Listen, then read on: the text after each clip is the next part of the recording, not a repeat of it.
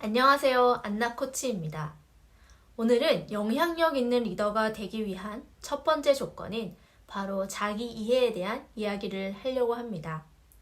리더, 매니저, 팀장의 자기 이해 중에 하나는 바로 나는 어떤 마인드셋을 가지고 있느냐인데요. 우리는 리더가 됐을 때 리더십 스킬을 기르려고 많은 노력을 합니다.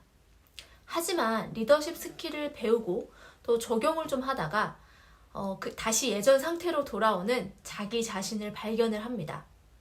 왜 그럴까요?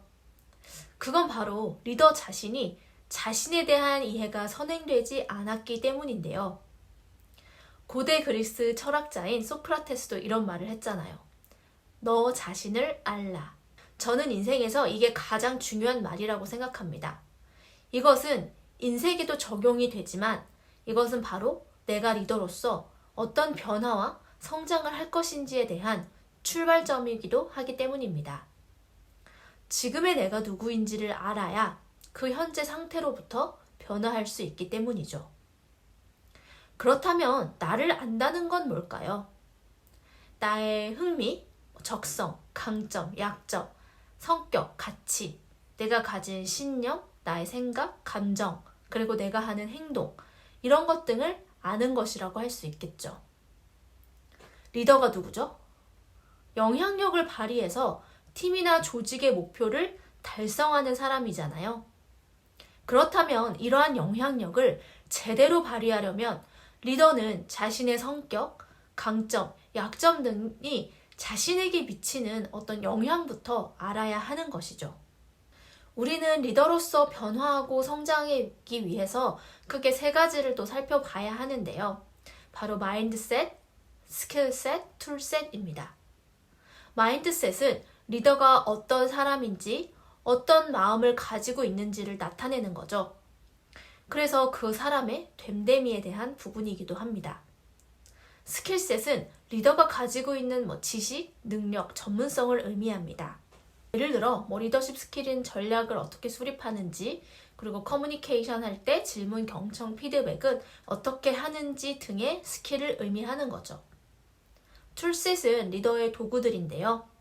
예를 들어 일을 할 때 프로젝트를 관리하는 소프트웨어, 데이터 분석을 위한 분석 툴, 이런 성과 관리를 위한 인사관리 툴 등을 의미합니다.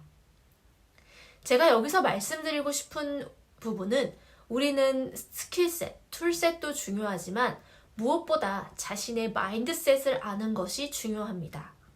과거에는 리더가 스킬셋, 툴셋만 있어도 리더십을 발휘할 수 있는 환경이었다면 이제는 리더가 마인드셋을 제대로 가지지 않으면 팀원들에게 영향력을 발휘하기 쉽지 않습니다.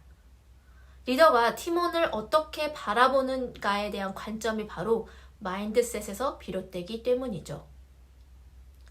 자기 충족적 예언이란 것이 있는데요. 내가 상대방에 대해 어떻게 생각하느냐에 따라서 그 사람에 대한 나의 행동이 바뀌고 결과적으로 그 상대가 내가 미리 단정 지은 대로 행동하게 된다는 것입니다. 한마디로 리더의 마인드셋은 현실에서 반영되어 결과로 나타납니다. 긍정적인 결과가 나오는 것을 피그말리온 효과라고 합니다. 내가 타인을 정말 긍정적으로 바라보고 긍정적인 기대를 가지고 있다면 그 사람에게 또 그런 행동을 하겠죠. 그 사람에게 칭찬과 인정을 많이 해주거나 혹은 그 사람에게 새로운 기회를 주는 등 내가 리더로서 긍정적인 행동을 그 사람에게 하겠죠. 그러면 그 사람은 내가 기대하는 것을 느끼고 나의 행동으로 인해 또 더 많은 기회를 얻고 그 기대에 부응하는 쪽으로 변하려고 노력할 거기 때문에 그렇게 된다는 것을 의미합니다. 반대로 부정적인 결과가 나오는 것은 바로 필패 신드롬입니다. 프랑스 인시아드 경영대학원의 장 프랑스와 만조니와 장 루이 바르수가 제안한 필패 신드롬은 직장에서 원래 유능했던 사람이 상사가 무능력하다고 의심하게 되면 그 팀원이 업무 능력은 떨어지고 의욕이 상실돼서 점차 무능한 직원으로 바뀐다는 그런 심리적 증후군을 의미합니다. 또 여러분들이 많이 들어보셨을 텐데요. 또 스탠포드 대학교 캐롤 드웨 교수님은 고정 마인드셋과 성장 마인드셋을 이야기했죠. 리더는 성장 마인드셋을 가져야 하는데요. 우리가 살면서 실패를 실패 그 자체로 생각하면서 역시 나는 못해. 나는 머리가 나빠. 어차피 해도 난 안 돼, 잘. 이렇게 나 자신을 보는 것이 바로 고정 마인드셋입니다. 성장 마인드셋은 이러한 실패를 성장하는 경험으로 바라보는 것입니다. 리더인 내가 혹은 팀원이 일을 잘못했을 때 결과가 좋지 않더라도 그 과정에서 배우고 수정하고 또 적용하며 성공으로 나아가는 것이 바로 성장 마인드셋이라는 것이죠.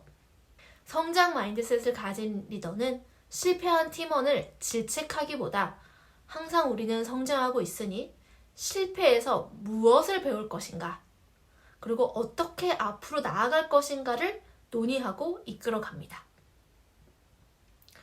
오늘의 성찰은 여러분은 리더로서 어떤 마인드셋을 가지고 계신가요?